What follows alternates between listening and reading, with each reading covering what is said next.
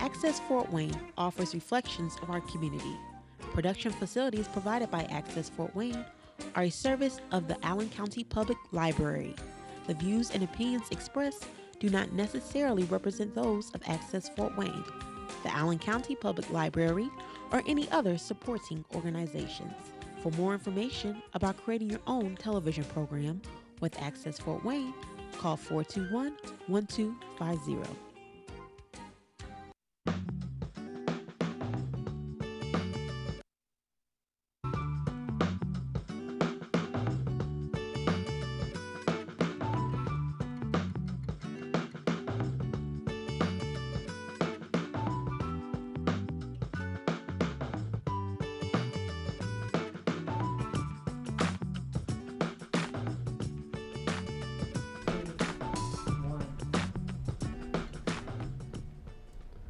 Hello, I'm John Dickmeyer. Welcome to Potpourri. My guest and I were discussing my name, and she asked whether it was okay to call me John. I was a public school teacher at one point, and I've been called a lot of things. John is right. Okay, great. And my guest today is Cathie Humbarger. And I'm happy to have you with me today. Cathie, what organization are you with? I'm actually with two organizations, John. I'm the executive director of Allen County Right to Life here in Fort Wayne, and I'm also the vice president for policy enforcement for Indiana Right to Life. Difficult but rewarding activities. Absolutely. Because as a result of what you do, our population is larger, thank God. And I say that for a number of reasons. Number one, I'm adopted, and I keep thinking back to 1945, and I'm thinking, oh, how easy it would have been for my birth mother to say to me, by her actions, I not only have a problem with you being here, I have such a problem that I don't want you to exist. I want you to disappear. Mm-hmm. And I have a strong feeling that in American culture there may be a hidden undercurrent of when we don't like things, we just want them to disappear. Indeed, John. We live now in a culture of death. I don't think that's overstating the situation. Oftentimes when problems present themselves, instead of walking through the difficulty and being better for it, we look for the way out of the circumstances. It might be an unplanned pregnancy. It might be an elderly relative who appears to have really little value to us or the culture.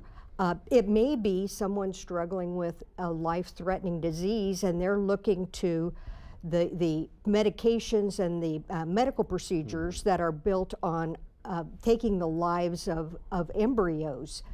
All of those issues lead us to be tempted to choose the so-called easy way out. And oftentimes that results in the death of the person that is standing in our way.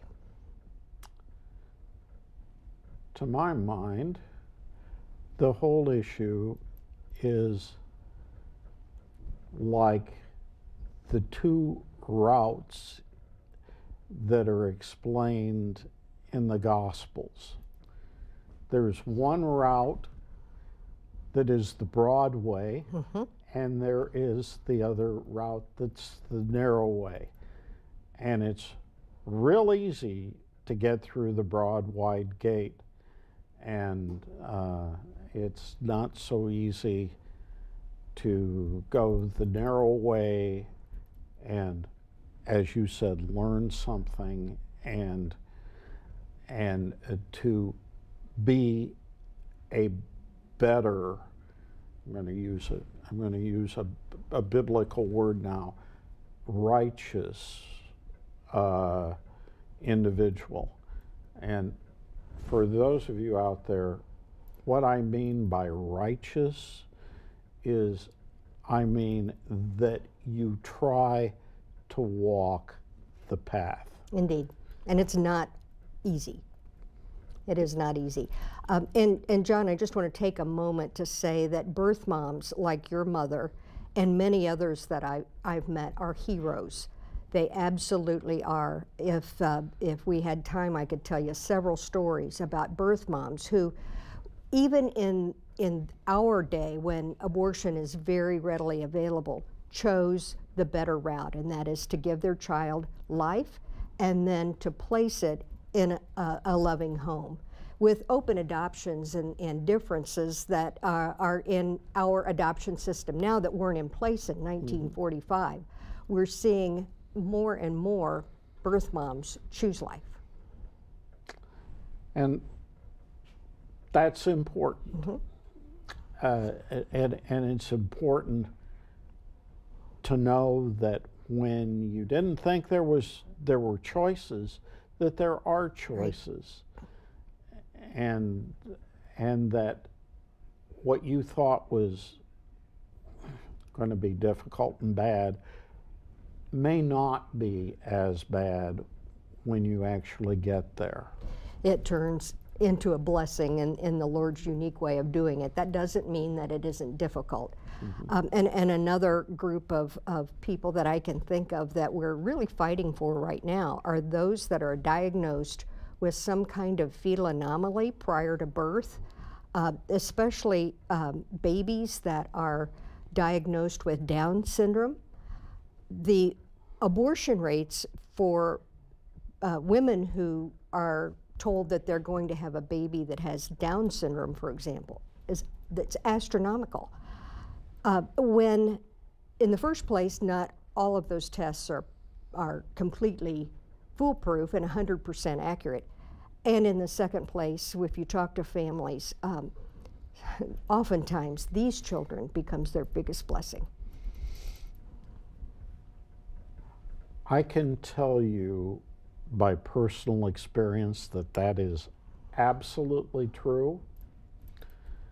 My wife had a profoundly mentally retarded brother with Down syndrome. And he was a blessing to all of us, and a blessing to individual family members in particular. And loved all kinds of things. Right. And the one thing that I remember most about Doug is that he loved to go out to eat. He always knew his waitress. Really? Always knew his waitress. My father-in-law let him give the tip to the waitress. He got a kick out of that. Loved that. It was wonderful. Well, I really appreciate you using Doug's name, because that makes him real and not some just thought that we don't really understand as a person. And it might interest you and your listeners as well to know that here in Indiana, we've passed legislation that would protect babies from being aborted solely because they're disabled or of a certain race or a certain gender. That passed and was signed into law by then Governor Mike Pence. It was immediately challenged in court, and that law is being appealed to the Supreme Court of the United States. So I am so grateful that here in Indiana, our lawmakers and elected officials value life no matter what. So we'll see where that goes. But I will remember Doug now every time I get in a discussion about that law, because that makes it real. It's not just a law that's written on paper and doesn't impact people. There is a Doug behind every one of these stories. And there's a blessing behind every one of them. You know, loving parents make loving children. Right. Now, that doesn't mean that it wasn't hard. Oh, it was horrible. It wasn't in convenient. a lot of respects. Right. And difficult in a lot of respects. But life is not going to work always the way you plan it out. And what's most important about Doug and millions like him is that Jesus loves him. And if Jesus loved him, that's good enough for me. That's right. And that's it. So, talking about one Indiana law, let's go forward and look at what else is happening on this front in the state of Indiana. So, what's happening? Well, there are several things that are going on. The legislative session, the 2019 legislative session is about to begin, so we're going to be again introducing laws that value life in that session. We're already meeting with legislators. One of the big issues here in Indiana is that an abortion chain out of Texas called Whole Women's Health applied for a license to open an abortion facility in South Bend. That was a year ago in October. One of the things we do is when we get information like this, which is available to us through public information requests, we began to look into Whole Women's Health, and we found that the abortion facilities that they are already operating have been cited for grievous, terrible circumstances that are not, that don't meet medical standards. So we did some research and we gave it to people in seats of authority. What they did with it, I'm not really certain, and I'm sure they did their own research as well, but they denied the license for Whole Women's Health to open a facility here in Indiana. Whole Women's Health appealed that decision, and the State Department of Health lost the first round, but appealed that decision, and that next round, the administrative panel found in favor of the State Department of Health, and now it will probably be challenged in court, and our Attorney General will defend the state.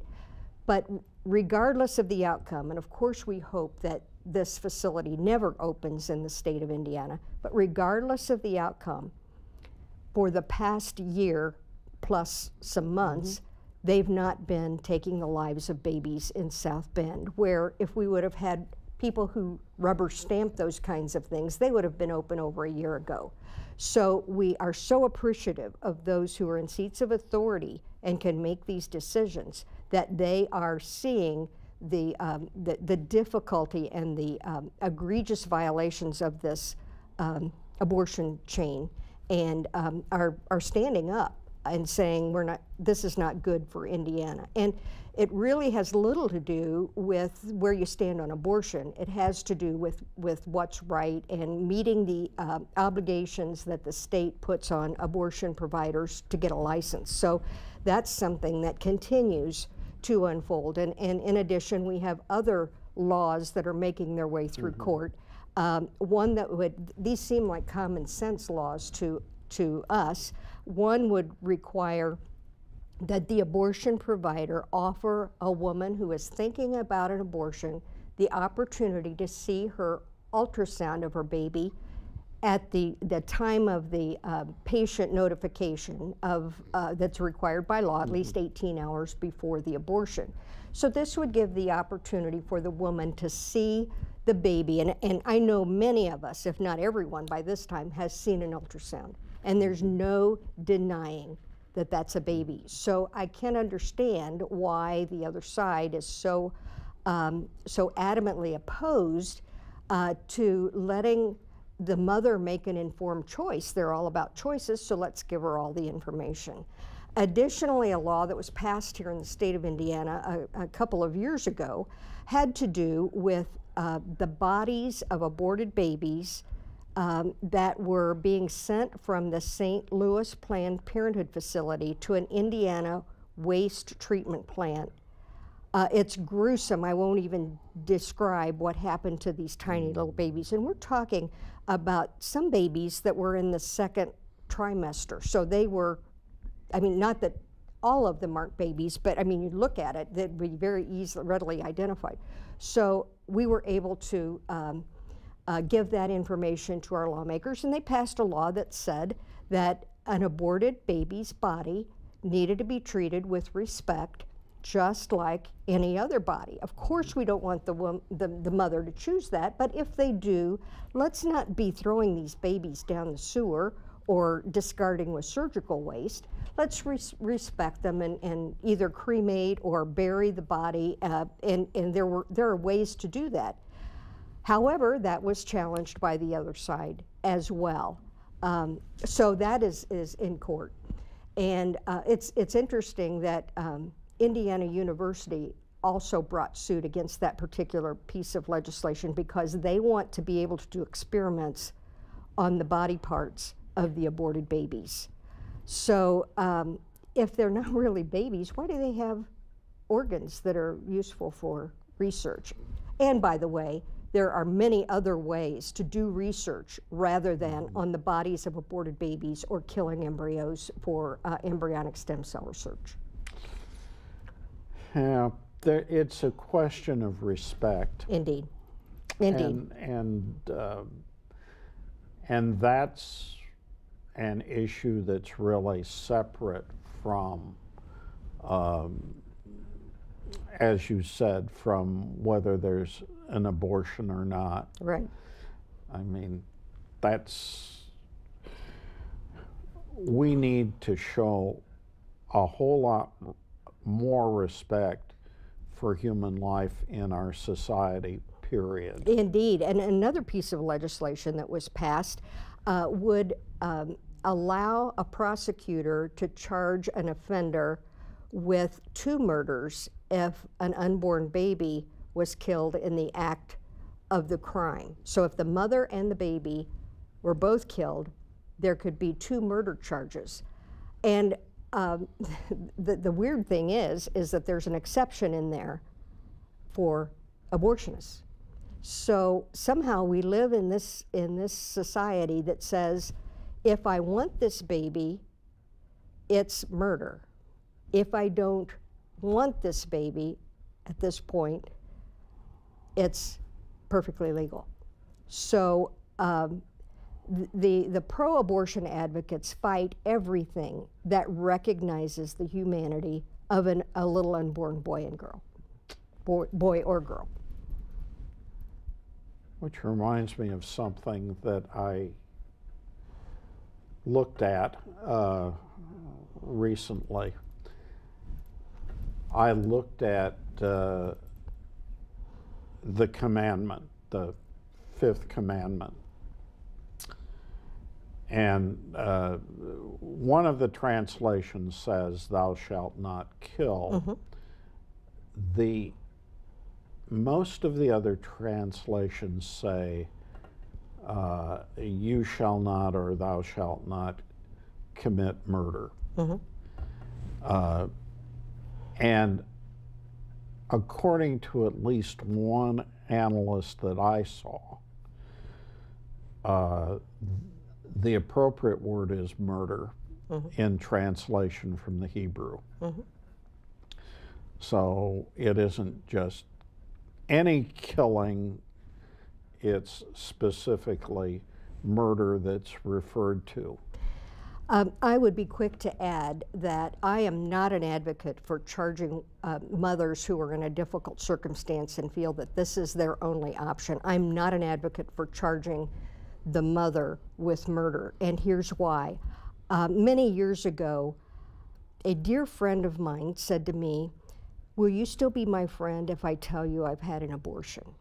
Well, I knew abortions were going on, but I didn't think I knew anybody that had an abortion. And of course, this was before all of the support groups for women who've made an abortion choice in their past. And I said, well, of course I'll still be your friend. She let me walk through her grief and her regret and find healing at the foot of the cross of the Lord Jesus Christ, just as I have for my sins. So women and mothers who are in a very difficult circumstance believe the lie that for a price, an abortionist can erase the life of the baby. And only after the abortion, oftentimes she realizes that the abortion has only made her the mother of a dead baby. So my heart is gripped with compassion for women and mothers who believe the lie that they can decide to be unpregnant and that baby will have never existed. And I have wept with many women who have regretted their choice, but I've not wept with any who have chosen life in a difficult situation. So I think for me, this has to be spoken with compassion and caring. I don't really want to go there, but let's do that. Okay. We were just talking about the mother. Mm-hmm. I believe that for every act that we do, those consequences follow us. Mm-hmm. For good or for ill. Mm-hmm. Sometimes good, sometimes ill. Right. And there are other effects of an abortion Mm-hmm. on the mother Mm-hmm. when she has them, and they can be rather severe. Indeed, physical as well as emotional. You're right.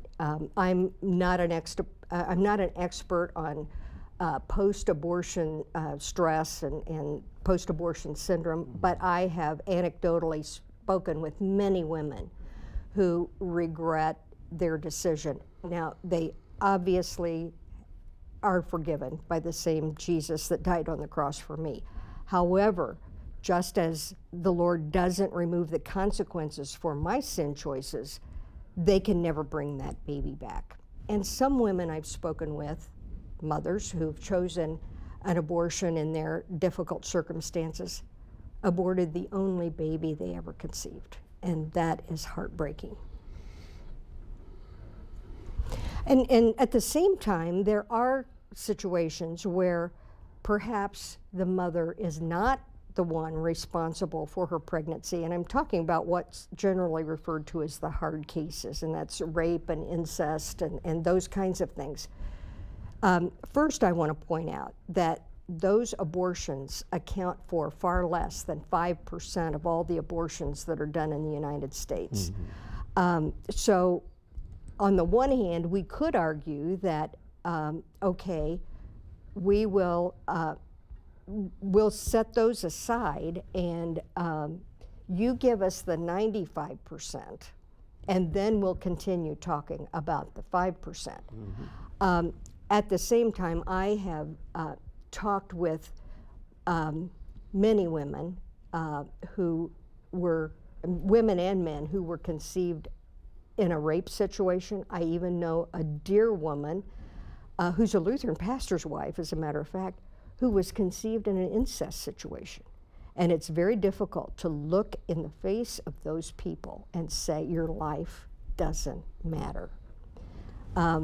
So I reach out with compassion to those women because that violent act is a violent act. There have been studies that show that women who choose life, even in those difficult circumstances, have better outcomes than women that choose to compound a violent act with another violent act. Understood, and that's the kind of thing that we need to be saying. You know, I can't tell any of you out there how to feel. Right. I can't. But I can ask everyone to be reasonable and to live an examined life. Now, this is not a Christian idea. It's actually we can defend it. It's actually Platonic. Yeah. It's actually Greek, and the Greeks believed that an unexamined life was not worth living. And I understand that, and that's a basic rule of that school of Greek philosophy, and may speak to some of you more than being Christian about it. Oh, for certain. Life can be defended without pointing to the Bible at all, because the truth is the truth, regardless of whether we believe the truth giver. So we can defend life on the basis of science and philosophy without ever pointing to our faith. And that's important. Indeed it is, because not everyone is going to be impacted by a faith perspective. And particularly in our society, where not everyone is Christian. That's right. And not everyone is not only not Christian, may not be a faithful Christian. Indeed. Or they may believe in any of a number of other areas, and we're not going to get into that would be another program or two at least. we can't do that, but that's something that we need to think about. Right. Wow. Nationally, we've talked about the state. What's happening nationally? Well, the big push is to defund abortion providers, like the largest abortion provider in the United States, Planned Parenthood. There are tax dollars that go to these organizations that they claim don't support abortions. However, the tax dollars that go to these organizations are not set aside. They go into one checking account, for lack of a better way to describe it, and the money goes to pay the electric bills, or occupancy expenses, whatever it may be, and the same money that goes to support that is the same place, the same organization that does abortions. So if we're turning the lights on for other reasons, we're turning the lights on for the abortionist and the providing electricity for the abortion suction machine. And that actually, you see it is the main thing that's going on nationally.